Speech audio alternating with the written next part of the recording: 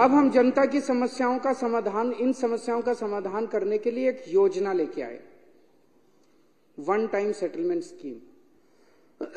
इस योजना में मोटा मोटा ये है भाई, पिछले 2, 3 साल, 4 साल जब से आपने बिल नहीं दिए, उस दौरान अगर आपकी 2 या 2 से ज्यादा ओके रीडिंग मिलती है, ऐसी रीडिंग जो आप भी सहमत हो, जल बोर्ड भी सहमत है, 2 या 2 से ज्यादा ओके रीडिंग है, तो उनको मान लिया जाएगा, उसकी एवरेज ले ली जाएगी और उसकी एवरेज से बाकी सारे महीनों को मल्टीप्लाई कर दिया जाएगा।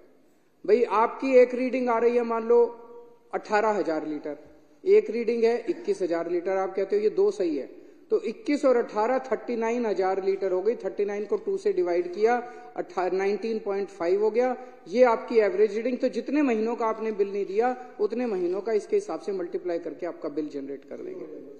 तो उस हिसाब से एक तो ये हो गया कि भाई जिसकी 2 या 2 से ज्यादा ओके रीडिंग है, ओके रीडिंग को कैलकुलेट।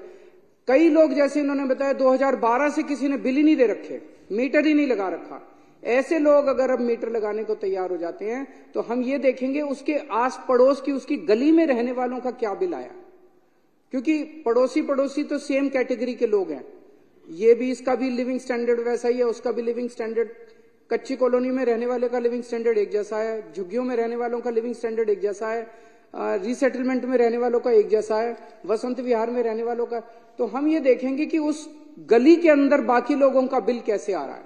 तो नेबरहुड की स्कीम इसके अंदर है, जो गली के लोगों का जिस ट्रेंड पे बिल आ रहा है उसी हिसाब से इसका भी बिल मान लिया जाएगा।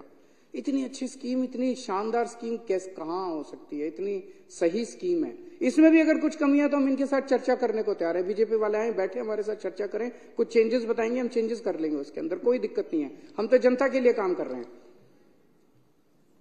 तो इसमें मान लीजिए किसी का अब एवरेज आ गया 20,000 लीटर से कम, तो 20,000 लीटर से कम अगर हो गया तो उसके 5-7 साल का सारा बिल माफ हो जाएगा, और अगर किसी का ज्यादा आ गया तो उसका ज्यादा के हिसाब से एलपीएससी और इंटरेस्ट माफ करके और हम बाकी बिल उससे ले लेंगे। हमारा अपना अंदाजा है कि इस हिसाब से लगभग 10.5 लाख में से 90% से ज्यादा लोगों का पानी का बिल जो है वो 20,000 लीटर से कम आएगा और उनका सारा पुराना बिल माफ हो जाएगा, बिना एक भी पैसा दिए उनके दफ्तरों के चक्कर बंद हो जाएंगे और वो अपना सुख शांति से जीना शुरू कर देंगे। इतनी अच्छी स्कीम है ये, जैसा इन्होंने बताया 13 जून पिछले साल 2023 को इस स्कीम को पास किया गया था और इसे तो तुरंत लागू कर देना चाहिए था। 8 महीने हो गए, आज 8 महीने हो गए हमें इन अफसरों के और इनके वो करते करते, लेकिन इन्होंने करने से मना कर दिया। आज स्थिति ये है कि इस स्कीम को कैबिनेट में लाना है, कैबिनेट पास करेगी तब ये स्कीम लागू होगी। इसके लिए फाइनेंस सेक्रेटरी को इस पे अपने कमेंट्स देने हैं। फाइनेंस सेक्रेटरी ने फाइल पे लिख दिया मैं कमेंट्स नहीं देता। सोचो किसी अफसर की हिम्मत है, उसने फाइल पे लिख दिया फाइनेंस सेक्रेटरी ने मैं कमेंट्स नहीं देता। मैं बिदूरी जी कह रहे थे मेरे से सीख लो जरा, सिखाओ अब उसका क्या करें हम। तो मैं बाद में मिल लूंगा, चाय पे आना, चाय पे बता देना कि फाइनेंस सेक्रेटरी ने फाइल पे लिख दिया मैं कमेंट्स नहीं देता।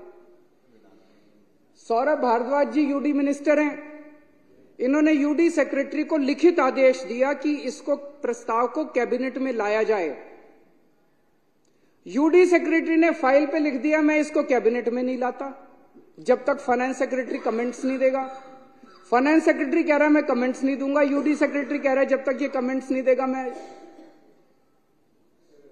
तो हमने इन दोनों को और भी अफसरों को बुलाया, इन मंत्रियों ने, इन्होंने मेरे को बताया मंत्रियों ने कि क्या चल रहा है, क्यों कर रहे हो ऐसा।